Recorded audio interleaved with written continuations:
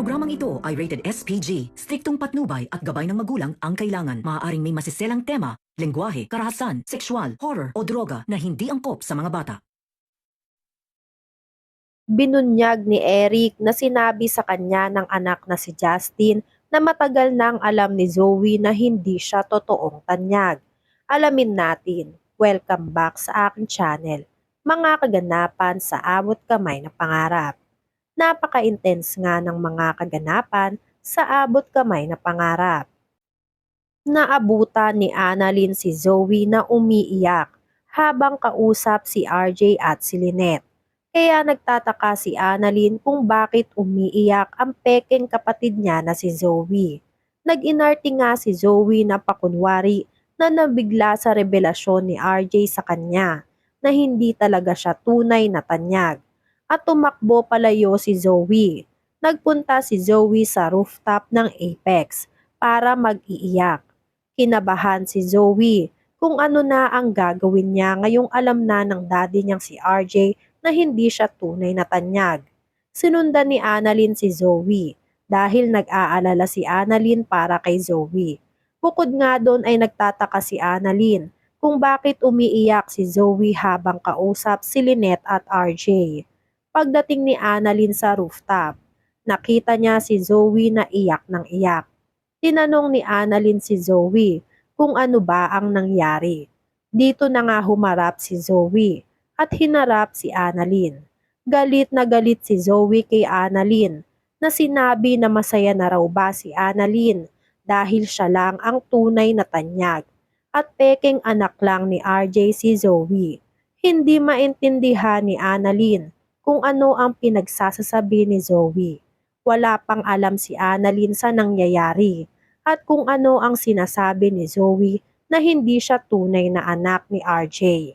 Maya-maya ay biglang dumating si RJ at si Lynette. Nag-inarte muli si Zoe at tumakbo ulit palayo sa kanila. Hindi na napigilang magtanong ni Annalyn kay RJ kung ano ba ang nangyayari at bakit sinasabi ni Zoe sa kanya na hindi siya tunay na anak ni RJ. Dito na nga inamin ni RJ na totoo ang sinasabi ni Zoe na hindi niya tunay na anak si Zoe at ngayon lang ulit nalaman ni RJ dahil kakabalik lang ng memorya niya. Pero matagal na raw na alam ni RJ ang totoo pero pinigil lang siya ni Moira noon. Nagsabi si RJ na saka na lang niya ipapaliwanag ang lahat kay Annalyn. Ang importante lang ngayon ay mahabol niya si Zoe para makapag-usap silang dalawa. Hinabol ni RJ si Zoe, naiwan si Lynette at si Annalyn. Dito na nga tinanong ni Annalyn si Lynette kung matagal na ngang alam ni Lynette na hindi niya tunay na kapatid si Zoe. Sinabi ni Lynette na nung isang araw lang niya nalaman na hindi tunay na anak si Zoe dahil kailan lang rin daw umamin sa kanya si RJ at kakabalik lang kasi ng memorya nito. Alam raw kasi ni Lynette na masasaktan si Annalyn kapag nalaman na hindi niya tunay na kapatid etong si Zoe. Kaya mas pinili na lang ni Lynette na itago muna sana kay Annalyn. Pero iba nga ang nangyari. Nabunyag ni RJ ang totoo sa maling pagkakataon. Nang dahil lang sa hindi nakapagtimpi si RJ sa ugali ni Zoe. Pinuntahan ni Zoe si Morgana. Hindi na siya naabutan pa ni RJ. Pagdating ni Zoe kay Morgana ay agad niyang sinabi kay Morgana na bumalik na lahat ng alaala ng daddy niyang si RJ. At alam na ni RJ na hindi siya tunay na anak nito. Pero hindi raw nagalit sa kanya si RJ. Tanggap raw ni RJ si Zoe kahit na hindi siya tunay na anak nito.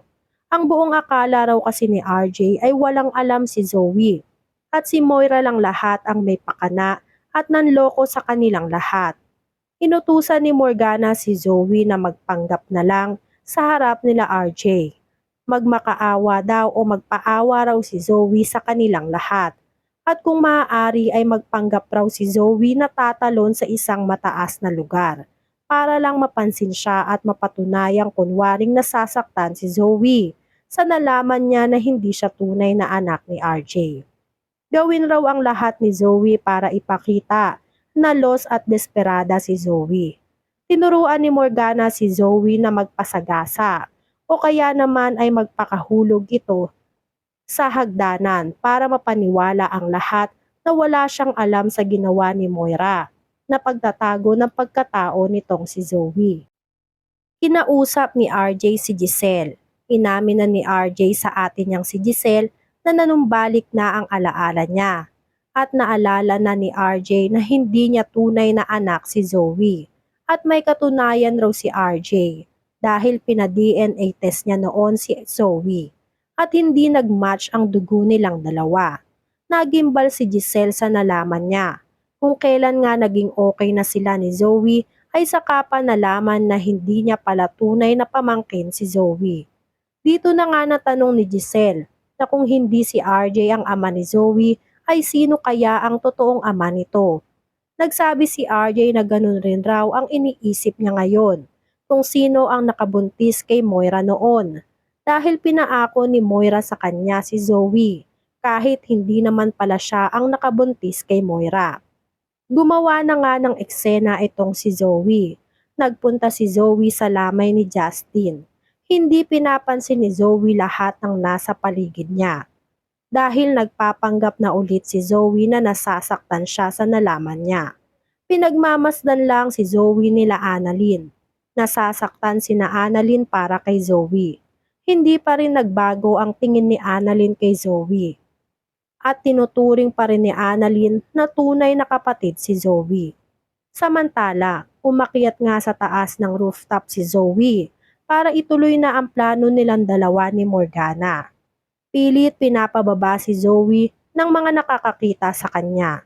May mga taong kumuha ng video kay Zoe, kaya kumalat na ito sa ibang lugar. Habang naglalakad si Carlos, ay narinig niya ang pangalan ni Zoe. Nababaliw na raw si Zoe dahil pumanik sa mataas na lugar. Magpapakamatay pa raw si Zoe. Pinagtanggol ni Carlos si Zoe.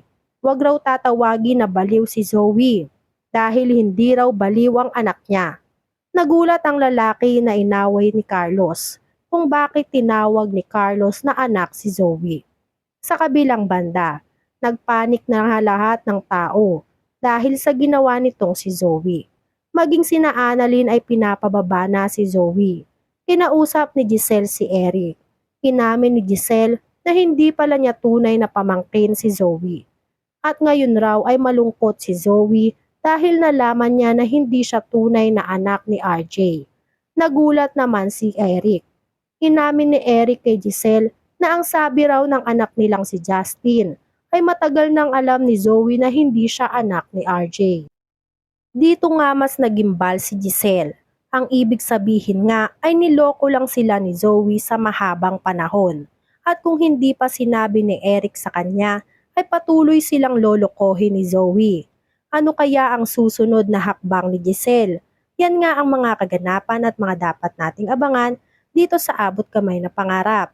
Kung gusto nyo pa ng mga gantong klaseng video ay mag-subscribe at i-like itong video na to. Maraming salamat po. I got you!